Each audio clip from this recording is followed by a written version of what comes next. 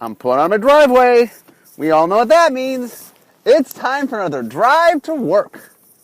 Okay, today can be a little different. So sometimes I always wonder. So there's things called TED Talks where they invite people from around the world of different specialties to come and just talk about their passion.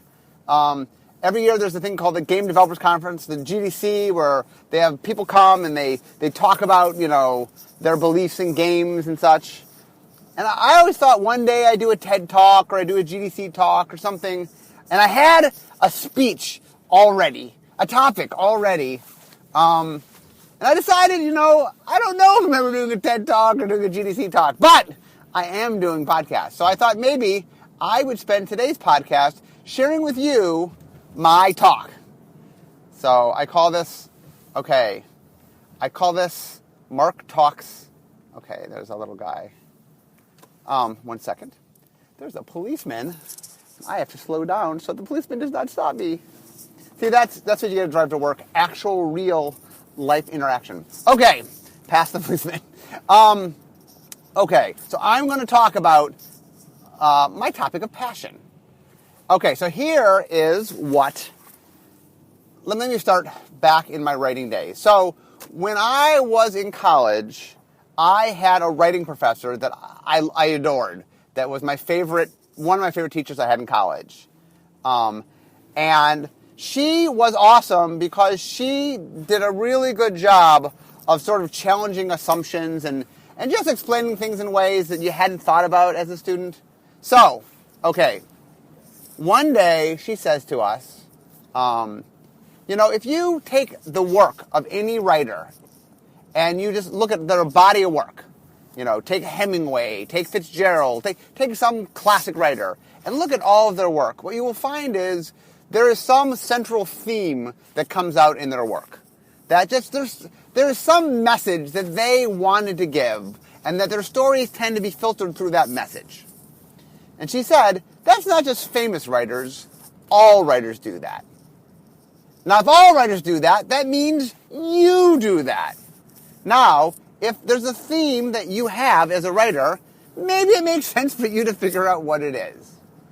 And so, I looked at my writing, and I spent some time. It is hard to see your own writing and see the themes, and so I spent some time trying to figure out what it could be. And in the end, I came up with the following. This is what I believe my theme is that we live in a world where people want to believe that their intellect, that people view the world through their intellect. And they inherently want to believe that it is the intellect that drives their lives. But my hypothesis is that, in fact, the emotions do a much more... People are more run by their emotions. Where they think they're run by their intellect, they're more run by their emotions. And as I look at my work, that's a reoccurring theme. I have this... For some reason, if you studied my stuff, I'm fascinated by emotions. Emotions fascinate me. And I think what it is that how people function is very interesting. And I've always been interested in psychology. If you look at the player, psychographics I've made for Magic, that it's all about why do people play? What satisfaction do they get? What does it emotionally bring to them? So anyway, if you take this idea that you have... that people are run more by emotion than intellect. Let's apply this. So what I found was not only was that a theme in my writing, but as I studied writing, more and more I came to the conclusion of being a good writer is understanding how to evoke the proper emotions out of your audience. That when you talk about a story, that the thing that really resonates with the story, it is fine that there's something intellectually to chew on, that's great. But I think where people really connect with stories is where they emotionally bond with stories. That something about the story speaks to something that is just integral to who they are and their life experience. And in fact, when you study story, Joseph Campbell's one of my favorites. Joseph Campbell, he's an anthropologist that sort of studied stories and talked about the impact of stories on people. And kind of one of his studies said is, you know what, there's just certain stories that resonate with people, and we tell them again and again and again and again. And I think what he said, and what I've always interpreted it as, is that there are just certain emotional bonds that work, and stories have learned that over time, and those are the stories you kind of tell. And by the way, if you take this further, take music. I believe music, as much as people want to intellectually sort of think about music, I believe music hits you emotionally. That just, there's a song that has a theme that just, you can relate to. You know what? Breaking up is hard to do, or whatever, pick your song. But I know when I listen to music that it resonates most when the message the person is giving and my life experience overlap. That there's an emotional bonding that happens. The music that most speaks to you is music that speaks to you emotionally. Okay, I'm a game designer, so I have to take the same application and put it to game design, which is what makes good game design. And I think the exact same thing comes through. I think that people want to intellectually think about games, but in the end, whether they enjoy it or not is more emotional than intellectual. So this has huge ramifications for game design. So I'm going to talk about that today and explain for game designers, why this thought process is very important. Okay, now I've explained before the difference between interesting and fun, but I will explain it again because it's very important to this concept. So one of the things that game designers do, it's a trap that game designers fall into, is they make something that is stimulating intellectually, but it is not rewarding emotionally. In R&D we refer to it as interesting versus fun. And what that means is you do something that on the surface seems interesting. It's like, wow, that's very interesting. And the reality is it is an intellectual process. Like one of the things, for example, in making Magic cards is there's different experiences you can create for. One of the experiences you can create for is the reading of the file. Wow, when I read the file, am I stimulated? Is it interesting? Are there new things to think about? But that's a trap. Yeah, you want people to like your set the first time they see it. And yes, the first time they see it, they tend to read it as a card file. But, you know what? That's not how people really experience games or experience Magic. They experience it by playing with it. And so, you have to make sure that your game, that the cards play fun. That they're fun to play. Not interesting to read, not interesting to think about, but fun to play. And there's a dangerous trap that you fall into. And I've explained this, but once again, you'll see all my theories starting to crystallize in this talk. So one of the things I've talked a lot about is how game designers are game players. For example, it is very hard to create something that you yourself do not understand. If you want to make music, you have to appreciate music. If you want to write stories, you have to appreciate stories. I remember, for example, they interviewed Ang Lee when he was making the Hulk movie, the first Hulk movie, and he bragged about how he hadn't read any Hulk. He had never read a Hulk comic. And I was like, we're doomed. We're doomed. Why are you bragging that you've never read the source material? I mean, for example, what are you directing? Well, I am directing Pride and Prejudice. Luckily, I've never read the book. You want someone who understands the material. How are you going to get us emotionally bond when you don't understand why we care, And I feel like a game player, if you're going to be a game designer, you better be a game player. Because you have to understand what is fun about games. Now, the key is understanding that not every single player is going to play with the same appreciation. The whole point of the psychographics that Timmy, Johnny, and Spike is trying to explain that different players play for different reasons. And part of being a game designer is understanding that. But nonetheless, in each case, when I talk about what Timmy and what Johnny and what Spike want, it's an emotional thing. Timmy wants to experience something. He wants to feel something. That feel, it drives him, and it gives him excitement, and gives him an emotional rush. Johnny wants to express something. He wants to show you what he's capable of. He wants to open up his heart and let you see what he's capable of. That's very emotional. And even Spike, he wants to prove something. He wants to demonstrate something. He wants to show you what he is capable of. That also is very emotional. All three of those, very, very emotional. And so, what I say is, when you're designing a game, when you are making a game, the key is, how does your audience bond with what you're making? What's the emotional connection? And that's not to say that you can't have an intellectual component. I'm not saying things can't also be interesting, but they cannot be interesting in the sake of being fun. That it can't be something that's very interesting to think about. Oh, well, what would happen? You know what I'm saying? Now, it is possible that certain players enjoy, part of what you do when you make games is you try to take your audience. So, in general, once again I've talked about, that the idea of a game is the audience is putting into you, the game designer, some trust. I want to have a good time. I enjoy challenges. I enjoy mental challenges. Entertain me, if you will. Give me, you are going to send me on a quest. Give me a fun quest. And they're very, very trusting, meaning whatever you have me do, that's what I'm going to do. Whatever the game says to do, that's what I'm going to do. And I'm going to trust that the thing you're telling me to do is fun. And a big mistake that a lot of game designers make is they make something that creates an experience that does something, but it's not necessarily fun. And I believe that game designers as a whole, not all of them, lean a little bit too much on the intellectual stimulation. And here's why. Games at their core are about solving problems.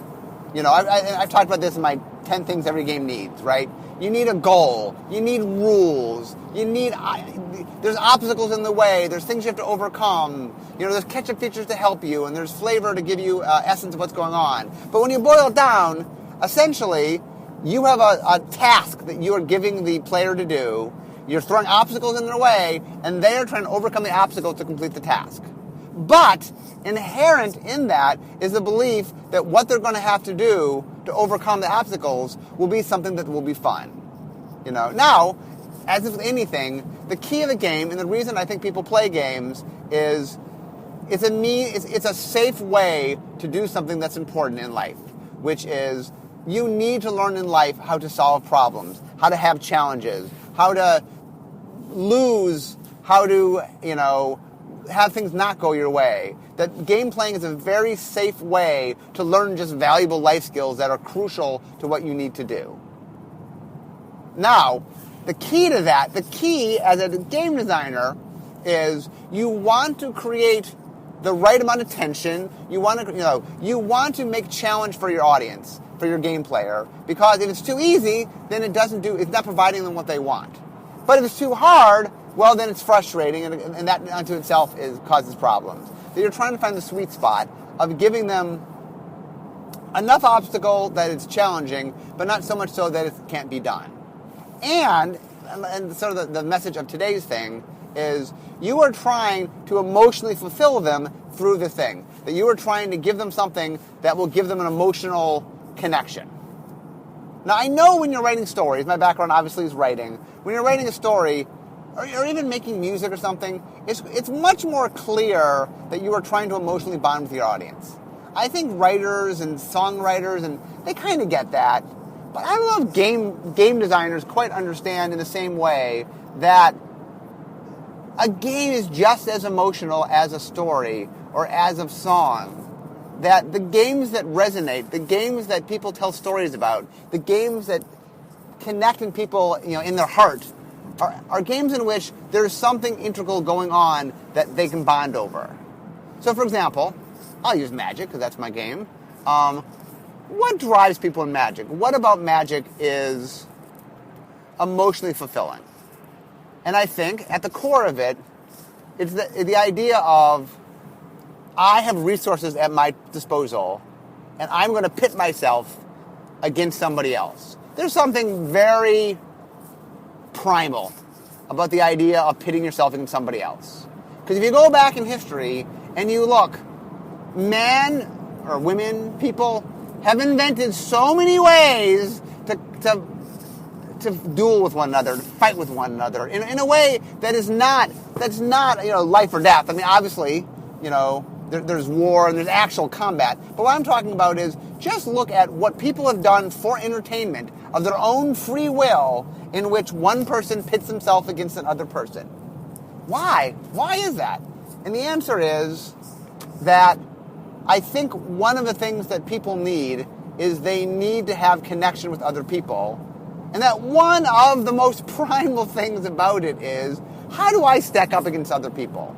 That you have to compare yourself to other people. That people don't live in a vacuum. It's not like I live in my own little bubble and everybody else coexists. And it is just human nature to want to measure yourself against other people. And there's no cleaner, clearer, crisper way to do that than one-on-one conflict of some kind, some competition. It could be a cooking competition. It could be a swimming competition. There's a million different ways to do that. But the essence of I'm pitting myself against you is primal. Now, Magic says, okay, our thing is a battle of the wits. That it is a mental challenge. That, we have the fun dressing, but the game, when you boil it down, is a mental challenge. I'm going to challenge you, Now, I think that Magic does something special, and that I think the very act of magic itself is something that humans... It's funny, because I think magic resonates with humans because it represents something they do not understand. That, where did magic come from? The stories of magic. It came from people didn't understand. They didn't know why things are the way they are, and people have a desperate need to understand why things function the way they do.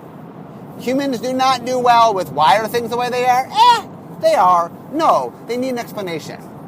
Early on, it was mythology. Eventually, that got replaced by science. Although, faith still plays a huge role. That you need to have some belief and understanding of why things are. And magic it fits the bill. Anything you can't explain, well, maybe there's this force that I don't understand, but that can do wonders and magical things. So the idea of the game is I'm testing myself, super primal, with magic, also primal, and it's a battle of the wits. That's very exciting, And now one of the things that's interesting is when you play and you're pitting yourself against someone else, what you want, what you're pitting against them may not be, one of the things about the psychographics is, when Johnny is playing somebody else, they're trying to express what they're capable of. Whether they win or lose is not as important as how they win or lose. Where Spike is much more concentrating in the way to demonstrate what I'm capable of is by showing you what I need to do. And so if my goal is showing you that I can win, well, then I want to win. Now, Spike's, the key thing to understand about how they play is their goal might not be winning. They might prove their superiority in a different way. One of the things that's very common when I talk to people about spikes is that handicaps are real good for spikes because it's okay, I understand that I'm the better player. Well, I'm going to win even with this handicap. That will demonstrate what I'm capable of. But anyway, so when designing a game, you want to make sure that you're hitting on an emotional level. I think Richard Garfield did that really well. That Magic on a very primal level hits a bunch of things that people want to do. And then, one of the things that we've followed up on is, one of the things I've been talking about, how I've been doing design the last couple of years is that I've been making sure that when I make a design, that I have an emotion that I'm getting out of you. That I, the game player, am going, what experience am I trying to create? And I want to make sure that I'm making gameplay that has that emotional response. So this is my challenge to all game designers listening to this podcast, which is the next time you make a game, stop thinking about how the audience will perceive it intellectually and think about how your audience will perceive it emotionally. What are you providing for them? What is your game doing? Is your game cathartic? Is your game, something that, you have to find something about the human experience and say, this is what I'm doing, and understand what it is you're doing. Now, be aware. There are tons of things that humans are attracted to, and the reasons they're attracted to you just have to understand why they're attracted to it. And like I said, a lot of me coming up with the psychographics was trying to understand what emotionally people got out of Magic. What was the things that really connected them and bonded them to the game. And like a lot of what I've explained before is, I think a lot of my time at Magic, the way I explained it is, I've shifted R&D from a mathematical mindset to a psychological mindset. And a lot of that is, I've shifted us from thinking about the game intellectually to thinking about it emotionally. Because one of the things we think very much about is, how are you going to experience things? When I make a new mechanic, I'm very interested in first impressions. Why are first impressions important? Because one of the things about emotions is emotions react fast, very fast. In fact, one of the things that you read books on instinct. Basically what instinct is you doing the same thing enough that your mind shortcuts kind of the emotional response to it. That you've sort of, I equivalent it to muscle memory. That muscle memory is like, if I just do something enough, my muscles remember what I'm doing, and then in the future I can think less about it, and my muscles have kind of learned the task at hand, and so it's easier. And instinct to me is just mental muscle memory, that your mind is just processing things it needs to process, and so it gets them quicker, and it can shortcut itself. But what that means is, when you are doing a new game, the audience is going to play, and they're going to make decisions really fast when they think about your game. And the reason they're going to make it really fast is because they just do. One of the things they talk about is when you meet somebody or you see something for the first time, you make a decision about it almost instantaneously. Now, that doesn't mean your decision can't change. It doesn't mean that you can't learn to like something that initially you didn't. But people make very strong decisions very early on. And one of the things that's important for a game designer is maybe you're lucky enough they stick with it. Maybe they have someone guiding them that really loves the game, that gets them through that first experience. But the key is, whatever it is about your game, whatever it is that makes it special, whatever it is that's going to bond the audience to the game, you got to get that front and center and get them to experience it right away. And you, the game designer, have to understand how does your audience bond with your game? What emotional connection is it going to make? And that emotional connection has to happen fast. Now, I often talk about the importance of flavor, and here's why flavor is super important, is that, and I talk about resonance. So one of the things in Magic we talk a lot about is, what resonance means is that you are piggybacking on known stuff from your audience, meaning you take things your audience already knows, that already has an emotional investment in, and use them. For example, when we did Innistrad, it was a horror set, gothic horror, the second I show you a werewolf, well, guess what? You have already built up an emotional stockpile about werewolves. You have watched films with werewolves and seen stories and read books and TV shows and whatever. Werewolves mean something to you. They have an emotional connection. So the second I show you werewolves, you go, ooh, werewolves. And that means something. Good or bad, it means something. But I, the game designer, get a piggyback on that emotion that you already have for werewolves. And Innistrad, for example, was all about gothic horror. Well, there's vampires and werewolves and ghosts and zombies and, humans all apparel. Well, these things all mean something to you. And so it was resonant, and what it meant was we got to get you to attach super fast because we kind of hooked into pre-existing emotions, if you will. And that's something that games, that's why flavor is very important, why resonance is very important, is one of the ways to get your audience to bond quickly is to give them a subject matter that they come predisposed to, that they already have emotional attachment to.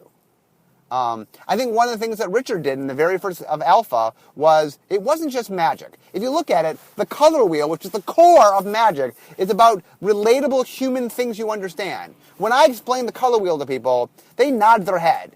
Oh, they get what the colors mean. Those are normal human things that you understand. When I explain the conflicts in the color wheel or the allies in the color wheel, those are things you understand. They're basic human natures. Richard then took tropes of fantasy. That Magic, had a white knight and had a basilisk and had a Pegasus and had, a minotaur, and they were just things that meant something to people.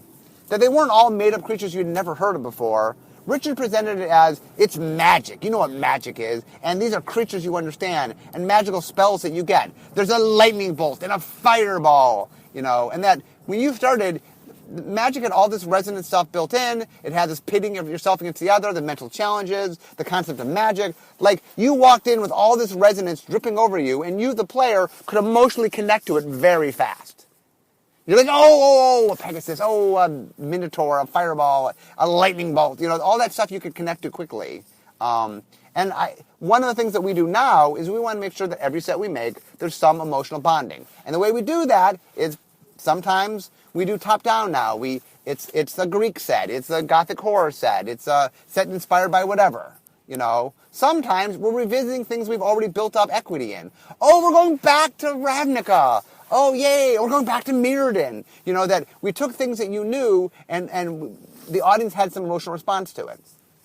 And like I said, that the thing that I do, and I sort of my talk today is to encourage all game designers to do, is say, how am I bonding with my audience? In the first minute of them playing my game, how are they going to have an emotional response? How is something I'm going to do going to make them bond immediately? And that, I think if you think of games like people think of stories or music, in that the way to connect to the audience is to be universal and make something about it something that every person's going to have to connect to. Not in the same way, Like, for example, I used breaking up is hard to do before. Well, you know what? Most people have had a relationship end. And you know what? It pretty much didn't end well, odds are. So when you hear the song Breaking Up's Hard to Do, you kind of nod your head. You go, yeah. Breaking up is hard to do, that it means something to you. And with it, you have it's a brilliant song because in the first 2 seconds you're like, oh my, man, I know what he's talking about, and instantly there's this connection. That's the same for games. That when I pick up the cards and I look at the pictures and I see the flavor and I get the beginning essence of what I'm doing, I want to be connected right away. And that as a game designer, it is my job to figure out how to emotionally bond with my audience. And there are a lot of tools available to do that. Flavor helps a lot. Having different resonance helps a lot. Trying to just do things in games that your audience will want to do. One of the best things about games is I talk about having a hook. Something about the game goes, I want to do that. When I hear it, go, that sounds awesome. That's really important because it invests the audience in going, ooh, this is a cool thing that I want to be involved in. But anyway, I am now at Wizards. So I don't know, today was a very different podcast. I more was just talking about what I want to talk about, spilling my heart, and like I said, the more I do game design, I've been a game designer now for 18 years, or professional, I guess I was amateur before that, and one of the things that I've learned in my 18 years is the more I design games, the more I realize that doing any creative work, games especially, in my mind, is about understanding people.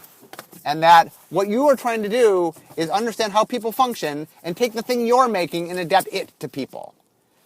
As I said, the thing I learned about my writing is, my message is, people like to think they're intellectual, but in the end, I think people are run by their emotions. And as a creative person making things for people, if they're run by their emotions, you got to appeal to their emotions. And your game has to create, very quickly, an emotional response. Anyway, thank you very much for listening to me chat today. I always have fun talking about what's on my head, and today was a personal, passionate topic of mine. So hopefully this means something to people. Maybe if not, if you're just a Magic player, maybe this gives a little better understanding of how I make Magic and what I do to try to make Magic the best I can. Speaking of which, while I love talking about how games are made and passion and creativity and all that, one of the things I also love is making Magic.